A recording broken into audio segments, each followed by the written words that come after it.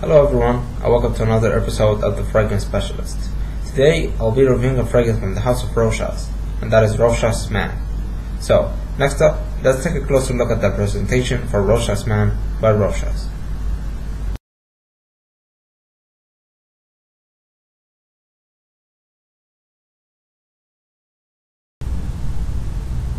Alright everyone, this is the presentation for Rochas Man by Rochas. So, let's start with the box first. As you can see, here's the box. This is obviously a pink box. I'm not quite happy with the color of the box, to be honest with you. I think Rochas should have chosen another color, like white or silver, because pink is just not the most masculine color, and since this is a fragrance marketing for men, it should really be another color. Anyways, so you've got Rochas written right here, then the word man written vertically, then in the near bottom we got Rochas, then Paris. This is the 100ml bottle, 3.3 ounce. At the top you've got another Rochas logo. At the back you've got the same layout. On the side you get the ingredients right there. At the very bottom you've got a barcode right here, then the batch code is right here, and you can see it clearly. And also at the sleeve you've got this knife or sword, I'm not quite sure. Okay, in terms of the bottle itself, the bottle itself even looks a bit weird, just like the box. So I don't know what's going on with Rochas. All I care about is the smell or the juice inside. So anyways, got this pointy bottle, again Rochas Man written right here. Let me zoom in. Okay, and I think this bottle looks like a flashlight. If you really look at it from like different ways, it looks like a flashlight. Okay, so I've got this plastic cap right here. Comes out really easily without any problems. The atomizer is really well, gives you a big mist.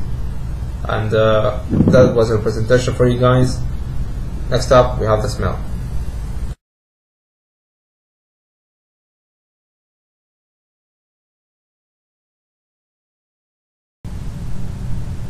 Alright everyone, before I dissect the smell for Rochas Man, let me just tell you some information on the fragrance itself. So, this fragrance was released back in 1999, and the perfumer behind this fragrance is Maurice Roussel. Okay, so now let's go to the official breakdown for this fragrance. So at the top we have lavender, bergamot. In the mid we have jasmine, cedar, lily of the valley, raspberry, and cappuccino. In the base we have sandalwood, patchouli, amber, and vanilla. So, what do you get at the top? As soon as you spray this fragrance, in the first 30 seconds, you're gonna definitely notice that bergamot, and you will also feel that typical cologne smell, and that's coming from the bergamot. Okay, so don't worry, it only lasts around 30 seconds, so don't be turned off by that smell. Okay, now after that 30 seconds, you're gonna be bombarded by that beautiful cappuccino note. And it's more of a vanilla cappuccino, and unfortunately that note only lasts for around 5 to 15 minutes. Okay, and after that 15 minutes you're gonna notice that lavender and coriander. I know coriander is not in the official note breakdown, but you get a lot of coriander, and at least to my nose. And in terms of the floral aspect of the fragrance, I don't really think there are any florals in this scent besides that lavender. I don't think there's jasmine or cedar or even lily of the valley. I'm not quite sure about these notes. Okay, and you will notice some vanilla, and I mentioned to you guys that the vanilla actually is part of the cappuccino. To my nose, it's like vanilla cappuccino. It's not like two separate notes. It's not like cappuccino and vanilla. It's just vanilla cappuccino. Okay, and moving on to the base, you're gonna get you're gonna notice that patchouli, definitely, and a bit of amber, a bit, but it's not like a sweet amber. It's just like it's a bit on the sour side. In terms of sandalwood, I don't think there's sandalwood in the scent, like to my nose at least, it's not that dominant. All I get is that sweetness and the lavender. And to be honest with you, if lavender and bergamot weren't in this fragrance, and it would be only about that vanilla cappuccino note, this would be my #1 gourmand fragrance of all time.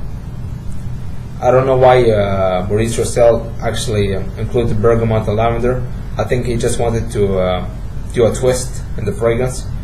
I don't know what's going on, but honestly, if it was just that vanilla cappuccino, that would be just wonderful, honestly. So that was the dissection of the smell. Next up, we have the rating.